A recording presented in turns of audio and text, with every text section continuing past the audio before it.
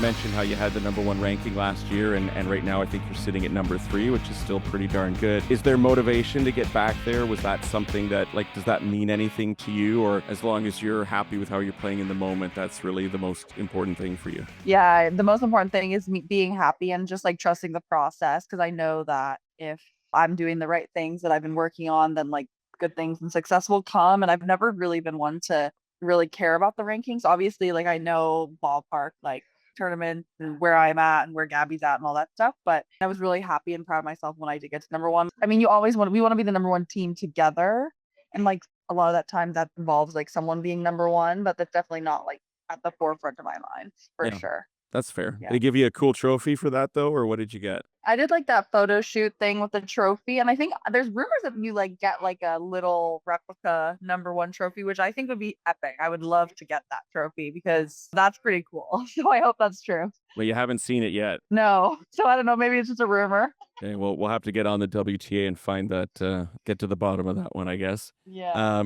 Look, the cliched question is what's harder, getting to the top or staying at the top of the game, I guess. And, it was a great effort from you over the years to slowly but surely get your ranking up there and become one of the dominant players in the sport. How are you finding that then, I guess, in the last couple of years now that you've got that target on your back, so to speak, in many ways? Yeah, it's a good question. I think the thing that sometimes I get surprised by is that everyone is gonna play their best, tennis against us, against someone ranked really high, and I think that, yeah, that just sometimes it just shocks me because everyone's, like, playing, like, really well or they're playing better than I see on, like, you know, the video review that I do of them or something like that, but I don't know what's hard. I would good question. I would say getting there is a little bit harder just because. Now I guess sometimes you get like buys or you get like stuff like that, but then also you get everyone's best. Every single match we play, everyone's like kind of no pressure, swinging away. Yeah. So if you have that like target, it's tough. But yeah, they're both tough. It's just hard. Well, Hard listen, all around. you make it look easy, and you and Gabby make it look easy. Well, I mean, let's be honest, you and any partner you've had in recent months have made it look pretty easy, actually, although I'm sure it's anything but. I mean, you and Gabby in particular, obviously, as your mainstay partner, have proven that you can kick butt on any surface. And you just had, you had immediate success when you played on grass together in 2023. Mm. And then on clay as well now, winning that tournament. And this was your first clay. Was it your first clay tournament together as partners, or? Yeah. Yeah. It's because Gabby missed clay last year and in 2023 we started playing after Wimbledon. So last year, obviously, the clay season, I played with a bunch of different players because she missed it, and then this was our first match. Like I guess our first round in Stuttgart was our first match on clay, and it was kind of funny because I said to Gabby when we were warming up, I was like, "Oh, we've never like even hit together on clay." Like, when we were practicing the few days leading up, I was like, "Oh, this is so weird. Like we're like such like a an established partnership, and this is like new to us." So it's kind of exciting because It's I it's mean, why not? crazy to me, like, I just can't get over how there's no adjustment period no matter what surface you're playing on, like, how do you attribute your immediate success regardless of what you're playing on top of together? That was a good question because actually, now if you think of it, we started on hardcore in 2023. And US Open, like, was pretty quick after, and then I guess last year's grass season, like, I think yeah, we won Nottingham together. That's crazy. I didn't even think of that. Oh, yeah, 2024 grass, that's right, yeah, just last year, yes. Yeah. Oh, yeah, yeah. Yeah, that's wild. I don't know, we're just excited, and it's just, like, a new, a fresh, a fun feeling, and keeping it light and just trying to enjoy it, I mean, it's pretty obvious that, like, when we enjoy ourselves, that's when we have our most success. Like, we're a team that needs to be, like, smiling and, like, enjoying our time. It's not, like, super businessy. Like, we're locked in, obviously, but we're still, finding the joy in it, and so maybe that's what it is. That's actually crazy. I didn't even think of that.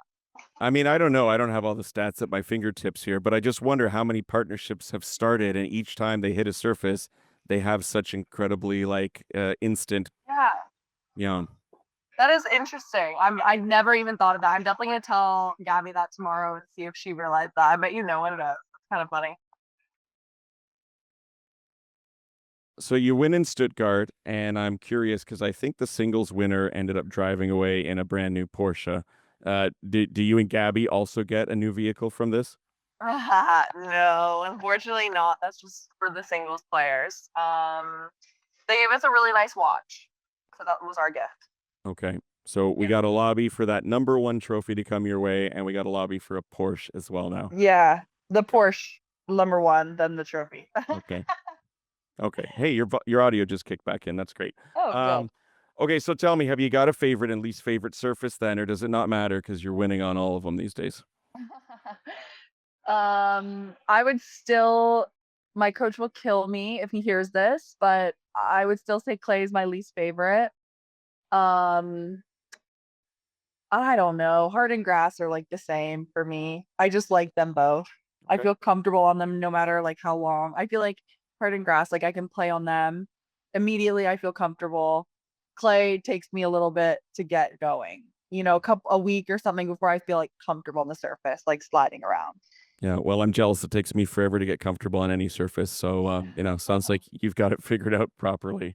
But Um, Hey, I haven't talked to you obviously since last year with Gabby's announcement with what she was going through. And, for some of our listeners who maybe aren't as, I mean, I'm sure they all probably know by now, but that Gabby Dabrowski revealed that she'd gone through breast cancer and treatment, and incredible how quickly she made it back to the tour and how the two of you just slipped right back into your winning ways. But I just wanted to ask you, what you can say about her resilience in terms of, first of all, going through it. Second of all, sharing what she's gone through to be a role model and a spokesperson for early detection and things like that. And what it was like maybe for yourself too, having your close friend and partner go through something so serious. yeah, I mean, honestly, it was incredible from her, the resilience that she showed, and to take, you know, it really put things into perspective. I've never had someone so young, so close to me, deal with any kind of cancer. So that was like, it's just like a shock, a slap in the face where you're like, wow, you know, that is the only thing that matters really. So I think it was a good, to put things into perspective because sometimes you lose that on the road, on tour, hitting a ball around, and you think that's like the biggest thing in the world when obviously it's not. Um, it was tough. I think, obviously our team knew, and obviously no one else knew. So that was tough. But I luckily had, my close friends, my sisters, people outside of tennis and my family that I could, lean on but also at the same time, like I was just trying to be, a friend and support to Gabby because at that time I don't really think she needed like a because we're business partners, right? Like she didn't really need that. She needed more like a friend and this someone that was going to support her no matter what. And so I tried to do that. I said, you deal with this however you want to deal with it. And once you get all the information, you get the treatment that's necessary. And obviously, you know, you make all those decisions. And then I'll just be here back on tour whenever you're ready. If you're ready, like I didn't know, at the very Right. beginning. Like how long it So would take. Yeah. yeah, I had no idea. So yeah, I mean, it was scary for sure, but it's such a obviously very grateful, and for her to speak on it in December at the end of the year after we won finals was kinda I don't know if a lot of people noticed, but when we won finals, she was, like, on the stage, like, getting, like, the, Hologic check or whatever, and she was, like, hysterically crying, and obviously no one knew why, except for Right. us, like, the close team, but it is kinda poetic now seeing that when you, like, realize what she'd been through last year and to come back and, medal at the Olympics and do all that, have the success we had, it's pretty incredible, so I hope for anyone there's not a lot of athletes I think that have gone through that, but they can see that there is it's not impossible to come back, and just anyone can kinda see anyone that's dealing with that can see that you can do anything afterwards. So, I mean, pretty incredible from her, and, obviously she's fully in remission now, so that's amazing, and, hopefully she can stay healthy. Yeah, it's obviously turned into such a feel good story. And for us only finding out sort of after everything, we already knew that she was, I don't want to say in the clear, but doing much better at that point in time. So Mhm. you can only imagine what it would have been like for family and friends like yourself to, be going through those moments with her as well. And yeah, even more shocking just with how you guys just picked up right where you left off and had such a strong Yeah. summer with winning Cincinnati and getting to the finals of Toronto, and then the way that you ended the year as well. Uh, Winning the WTA finals, I mean, I don't imagine that players put it quite on the same level of trying to reach as a Grand Slam or the Olympics, but what kind of special meaning did that have for the two of you to achieve, just with all you've been through in your careers to get to this point of finishing the year as like, the undisputed number one team in the world? Yeah, it was honestly like the perfect way. Like you could not end the year any better than that. I think it meant so much. I think now that it's, now the finals have moved to Saudi Arabia, maybe it is like looked at obviously as maybe close to a slam, with the money being there and all that stuff. So I think it's definitely one of our biggest titles, and it was just yeah, it meant everything. We had a great time. We were having fun the entire time. My sister was there, and then Dan was there with us. So it was like just like a good vibe we had going, and yeah, honestly couldn't have asked for a more perfect end to the season. So we were really happy. I loved all the sort of videos you two were sharing around that time, in the dressing room getting ready before going. You just look like you're having a blast. Like you look so loose, like there was no stress. Yeah. You don't see that side from many, I would imagine. Yeah, yeah, we were having our because we had like a private locker room, which was like so bougie. Like we literally were like, this is the coolest thing ever because before, like we'd go in there like 30, 40 minutes before with my sister, and we had this like playlist going, and so we would just have like dance parties, and it was just so fun to start a match like that, like with the vibes, like going out, like just like I don't know, singing and dancing, like we had a blast. So I told every tournament, I've been like, if you ever do anything, it's just do private dressing room, If we which will could never always happen have our again. private dressing room, please and thank you. Right. Yeah, it was like honestly the fanciest thing ever. We loved it. Well, that's when I knew the other teams were in trouble because I'm like, wow, these two are playing so carefree right now. They look that they're just, yeah, great headspace, right? Yeah, exactly. It's all that Uh, matters. Now you played with a lot of different doubles partners while Gabby was off last year, and even more recently, you had a tournament where you played and won with Yelena Ostapenko.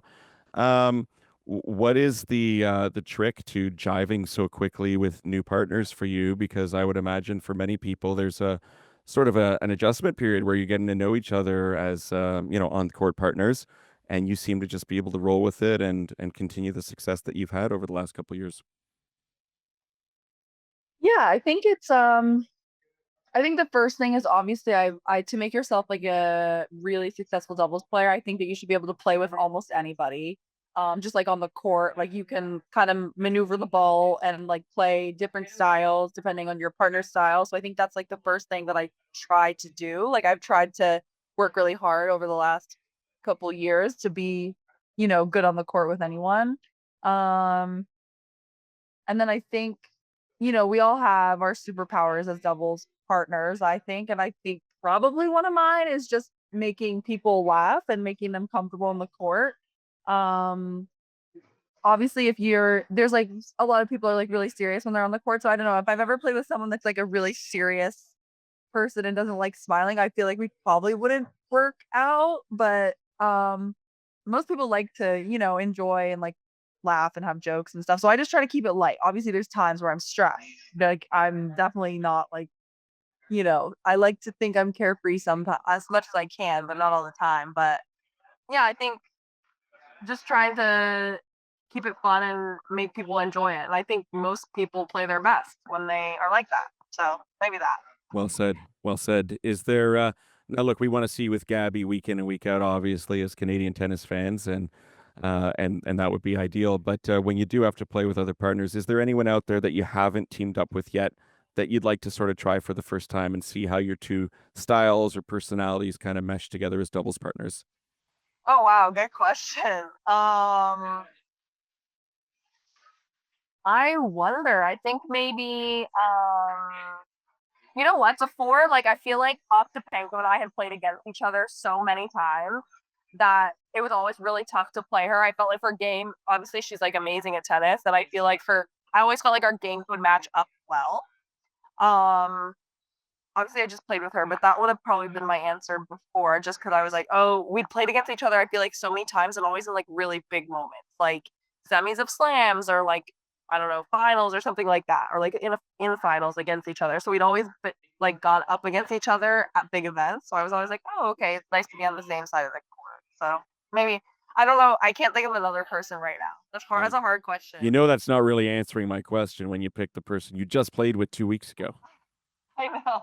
Okay. It's a hard question to answer, though. Okay, I'm gonna let that one simmer. If you think of one by the end of the interview, you can always get back to it, okay?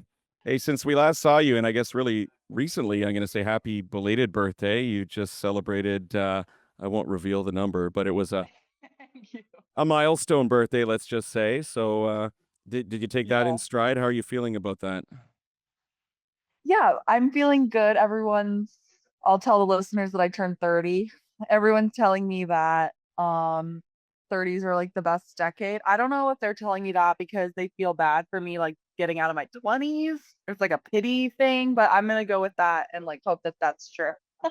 Well, look, I'm about 10 years or so ahead of you, so I'd gladly trade spots. 30 sounds pretty good from where I'm sitting right now. Fair enough. Although it was a blur, I don't really know what happened to that decade. It's kind of the lost decade It's a blur. Oh of my no. life. So hopefully it goes a little more slowly for you.